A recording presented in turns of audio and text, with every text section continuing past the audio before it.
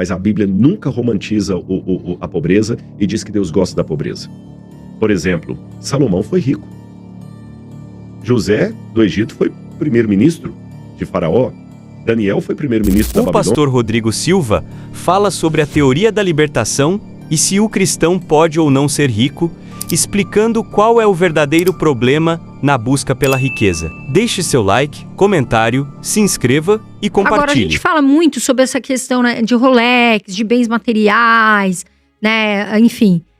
E eu vejo que tem muitas crenças também, né, do tipo assim, dinheiro é o mal da raiz, rico é arrogante, etc. E fica aquela crença de que rico é arrogante, de que rico fez alguma coisa. Eu queria saber como essas crenças podem ser quebradas de alguma forma. Porque a gente vê muito isso ainda na igreja, né? O que você acha sobre isso? Em termos Rodrigo? históricos, vou começar do histórico para o particular. No histórico, se você olhar biblicamente, não existe essa, como os teólogos da libertação chamavam, opção radical pelos pobres. Quando eu estudei meu mestrado, junto com os jesuítas, e depois o doutorado também, naquela época, uma ala da teologia católica era muito voltada para a teologia da libertação. Frei Leonardo Boff, Gustavo Gutierrez, José Maria Boninho, que era a representação do lado protestante, Clodovis Boff, e homens, assim, do intelecto gigantesco. Se você conversar com o Leonardo Boff, dá vontade de notar cada frase que ele fala, né? Que ele fala, porque o homem é culto para mais de metro. A tese doutoral do Leonardo Boff sobre... Estou citando como exemplo, né? Mas há outros. A tese doutoral do Leonardo Boff era um calhamaço de 700 páginas sobre o sacramento escrito em alemão, né? E o início da teologia da libertação, ela até tem um sentido quando o Leonardo Boff estava estudando lá na Europa. Ele é um dos paladinos da teologia da libertação no Brasil. Ele estudava lá e ele lembrava que o Karl Rahner, que era um grande teólogo católico, ele ensinava que o grande dilema cristão da modernidade é a seguinte, 2 pontos. Como pode o homem moderno sinceramente crer? O que o Karl Rahner dizia é o seguinte, nós vivemos agora uma época de tecnologia, de filosofia, como é que a gente pode continuar sobrevivendo racionalmente dizendo que Maria deu à luz a Jesus virgem? Que médico vai consolidar isso da igreja? Que demônios existem? Que milagres acontecem? Que Moisés abriu o mar vermelho? Que Jesus foi ao céu em corpo físico? Nenhum astronauta... Como é que alguém pode ser astronauta? Estou agora ampliando um pouquinho mais a fala do Rahner, né? Como é que alguém pode ser astronauta e continuar acreditando que Jesus foi para o céu, para o espaço sideral de corpo físico? Um astronauta sabe o que acontece. Se você sai da atmosfera, seu corpo explode. Como é que o corpo de Jesus de carne e osso foi para lá? Então, o Karl Rahner percebia que parece que essa crença cristã medieval, se ela não fosse atualizada, ela poderia ficar sem contato, sem comunicação com as novas gerações. Por outro lado, ele reconhecia que a proposta, por exemplo, de Teilhard de Chardin, de modernizar demais a igreja, podia dar problemas. Então, o Karl Rahner queria criar um meio termo razoável entre a igreja, você tinha o adornamento, né, que lá da igreja católica, que é a modernização da igreja, o Concílio Vaticano II, sem perder a essência dela. Então, em suma, o grande dilema teológico, como pode o homem moderno sinceramente crer? Você não pensa mais como uma pessoa medieval. Você é uma mulher culta, como é que você acredita que uma virgem realmente deu à luz ao Salvador? Bom, só que o Leonardo Boff ouviu isso. Quando ele veio trabalhar no Brasil, em Santa Catarina, ele observava tanta fome, tanta miséria, tanto descaso do governo. Você sabe que ele passou tantos anos na Europa que ele, por um lado, esqueceu que o Brasil era Brasil. Que aqui a gente paga imposto de Suíça e tem serviço público de Etiópia. Sim. Ou menor que isso. Agora está aí o governo querendo de novo aumentar a alíquota do IOF, dando justificativo que é para os pobres, não quero entrar em questões políticas, mas o Brasil é um dos países que mais arrecada impostos do mundo. O problema não é falta de dinheiro, é má gestão do dinheiro. Isso está claro, gente. Até uma criança que está aprendendo a fazer a tabuada sabe disso. Não é aumentar, mas é gerir bem o que existe. Exato, perfeito. Você entendeu? Pronto, não é falta de dinheiro. A gente paga imposto de Suíça, Suécia, mas tem serviço público de Etiópia, ou menos. Então, Leonardo Boff, quando chegou, que viu o descasso do governo, e a igreja, muitas vezes, fazendo cara de paisagem, ele falou, não, esse povo aqui onde eu trabalho, mesmo sendo muitos deles descendentes de alemães, eles não sabem o que é um Aufklärung, eles não sabem o que é um Sein em alemão, eles nunca leram Heidegger, eles nunca leram Schleiermacher, eles não sabem nada daquela filosofia, que o alemão é uma língua que você nem traduz, você explica. O alemão é altamente filosófico. Se eu falar dos conceitos de Hahnemann aqui, eles não sabem o que é Geschichte, eles não sabem nada disso. Com todo respeito ao meu professor, ele está equivocado. Aqui, na América Latina, o problema não é o que ele levantou lá na Europa. Ele levantou aquele problema na Europa. Aqui o problema é outro. Como pode o latino-americano realmente crer num continente de tanta desigualdade social? Aí nasceu a teologia da libertação. O meu orientador de mestrado, o padre João Batista Libânio, hoje falecido, saudosa memória, era um dos homens mais brilhantes que eu já conheci.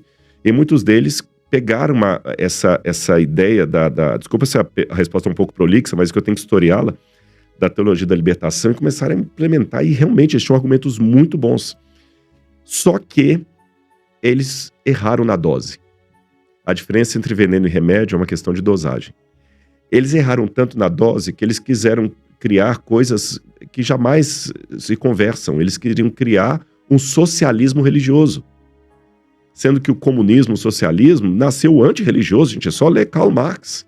Como é que você vai criar um marxismo religioso? Não tem como. Karl Marx dizia que a religião é das Opium des Volks. A religião é o ópio do povo. O Marx não queria saber, ele detona com a... Ele acha que a igreja, junto com o capital, era um mal social. Mas eles quiseram, de alguma maneira, canonizar Karl Marx. E ao canonizar Karl Marx, tiraram da Bíblia o viés espiritual dela. Eu lembro do padre Carlos Mesters dizendo que o milagre da multiplicação dos pães e peixes não foi nada sobrenatural. Havia um grupo que tinha pão, um grupo que tinha peixe e uma maioria que não tinha nada. Jesus, com o discurso social dele, conseguiu convencer quem tinha a dividir com quem não tinha, de modo que a comida deu para todo mundo. Só que eles não perceberam que eles estavam esvaziando a essência do Cristo. Os profetas do Antigo Testamento foram transformados em líderes sindicais. As SEBs começava só a ensinar misturando Marx com Bíblia. E aí eles perderam a mão.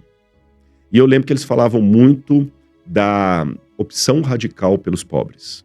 Tinha até um anel especial de casca de couro, e Deus tem a opção radical pelos pobres. Mas hoje, raciocinando, eu falei, estavam errados. Porque se Deus tem uma opção radical pelos pobres, Deus já está discriminando. Se eu tenho uma opção radical pelo André, significa que você não faz parte do meu plano? Que a minha opção é o André? A Bíblia não diz em momento algum que Deus tem uma opção radical pelos pobres. A Bíblia fala, Deus amou ao mundo. E essa opção radical pelos pobres, acentuada na teologia da libertação, que já bebe em fontes medievais, onde a pobreza era virtude, ela distorce a própria Bíblia. A Bíblia chama a atenção do pobre, da viúva, mas a Bíblia nunca romantiza a pobreza e diz que Deus gosta da pobreza. Por exemplo, Salomão foi rico. José, do Egito, foi primeiro-ministro de Faraó. Daniel foi primeiro-ministro da Babilônia. Jesus... Você sabia que na Bíblia fala de Jesus com os pobres, mas tem um monte de passagens de Jesus com os ricos. Jesus ia comer na casa do fariseu. Jesus aceitou que Maria Madalena desse para ele um perfume caríssimo, cujo frasco custava quase 1 ano de trabalho braçal. Eu não conheço nenhum perfume hoje, dos mais caros aí. Quanto está o salário mínimo aí? R$1.500 aproximadamente. 1.450, algo assim. 1.400. Vamos fazer uma conta mais rápida. 1.400 vezes 12 dá... 14 mil, mais 2.800, 16.800. 16.800. Imagina Jesus aceitar um perfume de R$16.800. Nossa, é caríssimo. Ele aceitou. Quem reclamou que devia pegar aquele perfume e vender e dar para os pobres foi Judas. Jesus falou assim, deixa ela fazer isso e guarda um pouco para o meu sepultamento. Jesus tinha uma veste tão boa que até os soldados romanos quiseram disputá-la. Jesus aceitou ser ungido como rei. Então, não é isso que a Bíblia diz. Agora, eu não posso resolver um extremo com outro extremo. A hipotermia não se cura com insolação. Sim. Você está entendendo? Então, hoje, a gente saiu desse extremo de valorizar demais a pobreza e tudo mais, e estamos caindo num outro extremo, que é aquele assim, os únicos que são abençoados por Deus são os que conseguiram comprar Lamborghini, coisa, e estão usando Rolex, Patek Philippe e tudo mais. Você tem que determinar. E se você ainda não está com um relógio desse no seu pulso, é porque você não está orando com fé o bastante, você não deu o dízimo bastante, você não deu oferta o bastante, você não manteve... Sabe, peraí, gente, está criando agora um outro extremo, a opção radical pelos ricos. Se a teologia da libertação errou ao falar da opção radical pelos pobres, agora está tendo uma opção radical pelos ricos. E tem muita gente que está com ostentação, sendo que a Bíblia fala da modéstia. Tem gente que é só ostentando. Ele fala mais do que ele conquistou do que sobre o que Jesus fez na vida dele em termos de salvação. Então hoje, o que eu acho que nós temos é que quebrar aquela crença limitante, agora eu saio do macro para o micro, onde o indivíduo talvez não consegue prosperar, porque ele já foi ensinado desde pequeno que ele não pode ser ninguém. Então cada um tem que enxergar qual a crença limitante que o está impedindo de ser feliz. Às vezes é um mantra que ele ouviu do pai e da mãe desde pequeno. Exato. Às vezes uma coisa que tudo que ele pega ele tem que quebrar, ele não vai para frente e tudo mais. Você tem que quebrar suas crenças limitantes e lembrar o seguinte: não é pecado querer ser rico. Mas você só pode ser rico se você fizer honestamente uma pergunta e obtiver uma resposta ética à luz de Deus. Para quê eu quero ficar rico? Se eu quero ficar rico só para ter uma Lamborghini, para poder exibir, para mostrar, você está sendo rico pelo motivo errado. Se eu quero ser rico para ser uma bênção na vida de outras pessoas, aí a gente está começando a conversar o motivo certo. Eu conheço um homem que ele é praticamente o meu mentor. Ele está hoje com 103 anos de idade. Dr. Milton Soldani Afonso, fundador da Golden Cross. Esse homem era pobre de maré de si. Morava numa casa que ele mesmo descreve como uma pocilga. E ele construiu um império na época. Ele foi dono de universidade, ilha, universidade, helicóptero, jatinho particular, casas, mansões e tudo mais. Mas ele, desde o princípio, ele queria ser rico para ajudar pessoas como ele a sair daquela miséria. Ele ajudou com bolsas de estudo a mais de 60 mil jovens a estudarem no Brasil e no exterior, em todos os níveis, desde a pré-escola até doutorado. 60 mil. E ele nunca fez propaganda disso na época da Golden. Hoje a Golden não é mais aquela coisa, mas na época do auge da Golden, ele nunca usou propaganda. Olha, a Golden Cross está... Não, ele nunca fez isso. Era ali. E não só a bolsa de estudo, eu estou dando o exemplo da bolsa de estudo e outras coisas. Ou seja, 60 mil jovens foram abençoados porque ele ficou rico. Exato. A gente tem que servir ao próximo, não ao dinheiro em primeiro lugar. Não ao dinheiro. Então, se a sua riqueza vai beneficiar 1, 2, 3, 4, 5, 10 pessoas, vamos conversar. Acho que você está com um bom motivo para ser rico. Agora, você está querendo ser rico porque você gostou de viajar de classe executiva e não quer voltar para outra, ou porque você quer provar para os seus pais que você... Não, aí, desculpa, você está tendo talvez o desejo certo pelo motivo errado.